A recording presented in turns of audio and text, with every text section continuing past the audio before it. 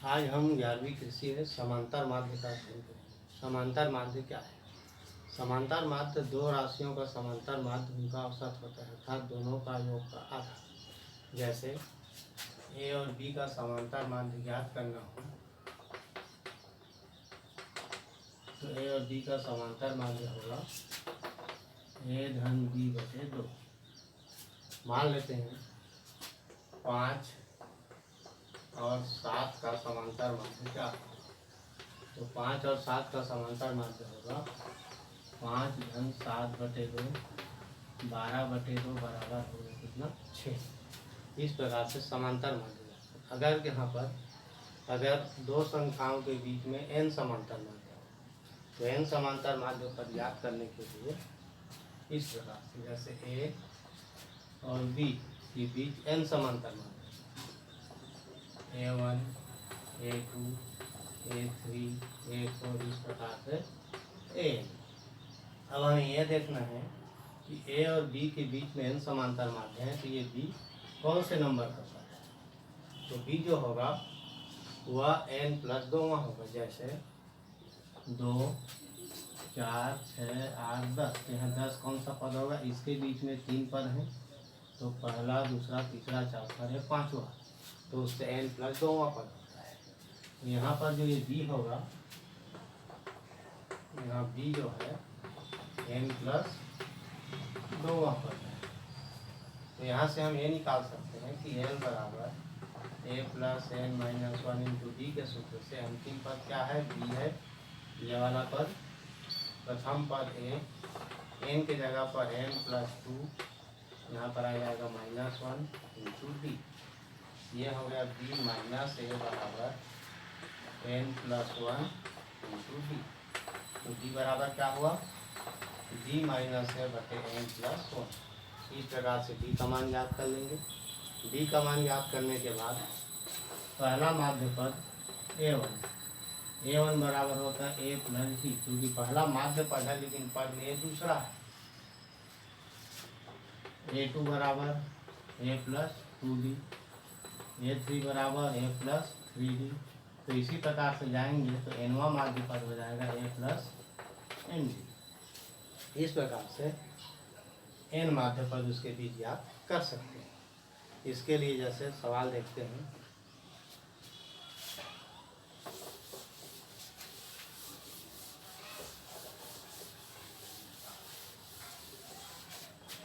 तीन और 18 के बीच 4 समांतर माध्य पद ज्ञात किया। जैसे 3 और 18 के बीच 4 समांतर माध्य पद ज्ञात करना है। यहाँ पर क्या हो जाएगा? 3 और 18 के बीच 4 समांतर माध्य पद मान लेते हैं a1, a2, a3 और a4। अब यहाँ पर देखें कि 18 कौन सा पद होगा? तो 4 समांतर माध्य पद है, इसलिए 18 छठवां पद होगा। यहाँ 18 छठवां पद है। जब 18 छठवां पद है, a का मान कितना है? 3 है। तो t6 बराबर a प्लस या tn बराबर a plus n minus 1 into D. ये छठवां पद है, a का मान 3, n का मान कितना हो जाएगा? 6 ऋण 1 और d ज्ञात करना है। तो t6 की जगह पर लिख सकते हैं कितना? 18। ये हो जाएगा 18 बराबर 3 धन 6 में गया तो 5d, 3 इधर आ गया तो 18 ऋण 3 बराबर 5d। तो 18 ऋण 3 बराबर 15।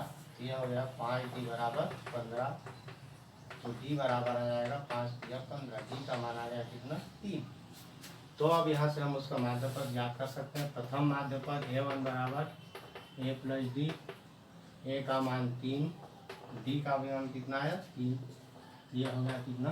6। a2 a plus 2d, a का मान 3, d का मान 3 है, तो 3 2 6 बराबर यह हो गया 9। या पहले माध्य पद में d को जोड़ते जाएंगे तो दूसरा मिलेगा, दूसरे में फिर d को जोड़ेंगे तो तीसरा मिलेगा। इस प्रकार से a3 a प्लस 3d अर्थात 3 धन d का मान 3 है, तो 3 3 9, यह हो गया इतना।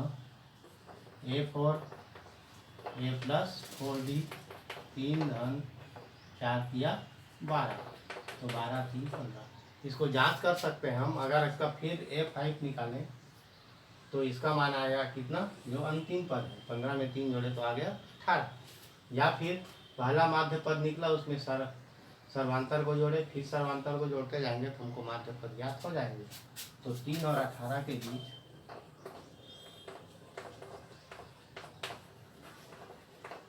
माध्य पद क्या क्या मिला, 6 9 12 और 15।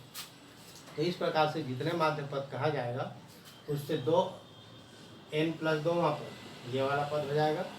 d का मान ज्ञात करेंगे, d का मान ज्ञात करने के बाद इसका मान हम ज्ञात कर लेंगे।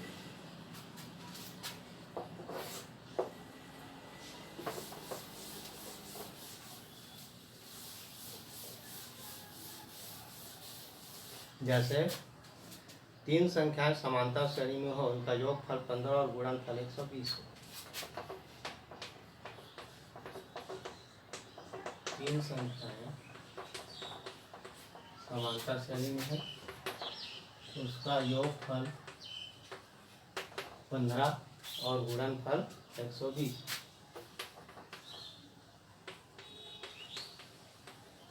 और गुणनफल दिया है कितना, 120। तो उनके पद को ज्ञात करना है, तो वह 3 संख्या इतने हैं तो उसका मान ज्ञात करना है।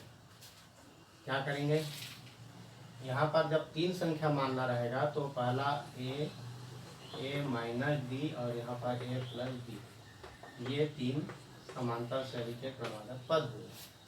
अब इनका दिया है योगफल 15, अर्थात a minus D plus a plus D बराबर हो गया 15। हल कर लें तो a minus D plus a plus D बराबर 15। डी और डी कट गया, तो यहाँ क्या बचा, 3a बराबर 15, तो a बराबर आ गया 15/3, तो a बराबर मिल गया कितना, 5। अब यहाँ से हमको मिला a का मान 5। अब गुणनफल 120 दिया है, गुणनफल 120 मतलब a minus D into A plus बराबर 120। इसको हल कर लें तो ये दोनों का गुणा या तो मान रख लें, ए स्क्वायर माइनस डी स्क्वायर हो गया इंटू ए बराबर 120। ए का मान रख दें, ए का मान कितना है 5, तो हो गया 5 का वर्ग डी का वर्ग इंटू 5 बराबर 120 हो गया। ये या तो ऐसा कर दो, 5 5 6 25 डी वर्ग बराबर 120/5 हो गया। 120/5 मतलब ये हो जाएगा 5 दूने 10 और 5 2 20, तो 25 डी वर्ग बराबर इतना, तो डी वर्ग बराबर, डी वर्ग उधर चला गया 25 24, तो डी वर्ग बराबर आ गया कितना 1, तो डी बराबर हो जाएगा प्लस माइनस। तो यहाँ से हमें ए का मान मिला 5 और डी का मान मिला प्लस माइनस 1, तो ए बराबर 5 और डी बराबर प्लस माइनस ये प्राप्त हुआ। अब इसके बाद इसका माध्य पद ज्ञात करने के लिए, जैसे पहला माध्य पद क्या होगा, a1 बराबर a प्लस डी, या यहाँ पर जो हम निकाले हैं पहला निकाले हैं a माइनस डी, a का मान 5, डी का मान प्लस a रखने पर, यहाँ पर दाहिने रखने पर क्या हो जाएगा, -1 बराबर 4, a बराबर 5 और a प्लस अर्थात 5 धन 1 बराबर हो गया 6। तो यहाँ से मिला हमें 4 5 6। या अगर हम यहाँ पर -1 रखते हैं तो a माइनस डी बराबर क्या हो जाएगा, 5 डी बराबर 5 धन 1 बराबर 6। a का मान 5 है और a प्लस डी, तो a का मान 5 -1 बराबर 4, या मिलेगा हमें 6 5 4।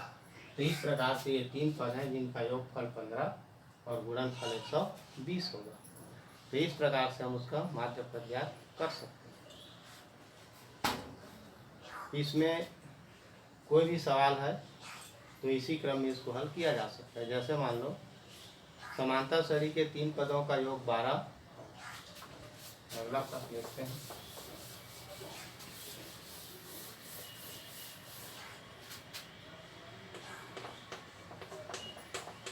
तीन पदों का योग 12 है और पहले और तीसरे का गुणनफल दूसरे का 3 गुना। पहले और तीसरे का गुणनफल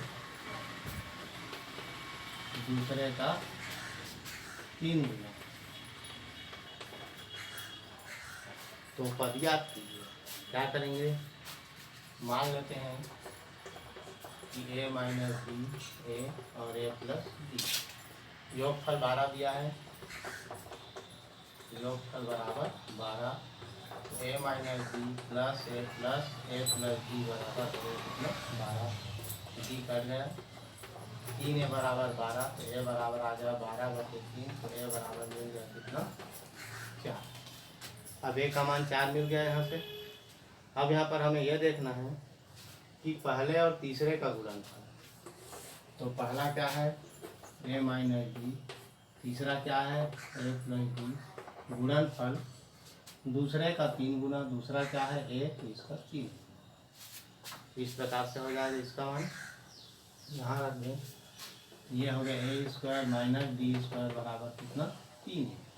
अब यहाँ a का मान मिल गया है 4, तो 4 का वर्ग ऋण d वर्ग बराबर 3 गुना 4 रख दें, तो 16 ऋण d वर्ग बराबर 12। d वर्ग उधर चला गया, तो d वर्ग बराबर 16 ऋण 12, तो d वर्ग बराबर आ गया कितना 4। तो d बराबर प्लस माइनस 2। तो d का मान मिला प्लस माइनस 2 और a का मान मिला 4। तो यहाँ हमें प्राप्त हुआ a बराबर 4 और b बराबर प्लस माइनस 2। अब इसके 3 पद याद कर सकते हैं। वो 3 पद कौन से होंगे, जैसे इसके पहले हम बताए थे a माइनस बी। a का मान 4, b का मान अगर 2 रखें तो माइनस 2 बराबर 2। a का मान कितना है 4 और a प्लस बी। a का मान 4 धन 2 बराबर 6। यहाँ मिला 2 4 6। या अगर हम यहाँ पर माइनस 2 लें तो a माइनस बी बराबर 4 ऋण 2 बराबर 4 धन 2 बराबर 6। a का मान 4 और a प्लस बी का मान कितना, a का मान 4 और b माइनस है, जिसमें माइनस 2 बराबर 2। यहाँ आ गया 6 4 और 2।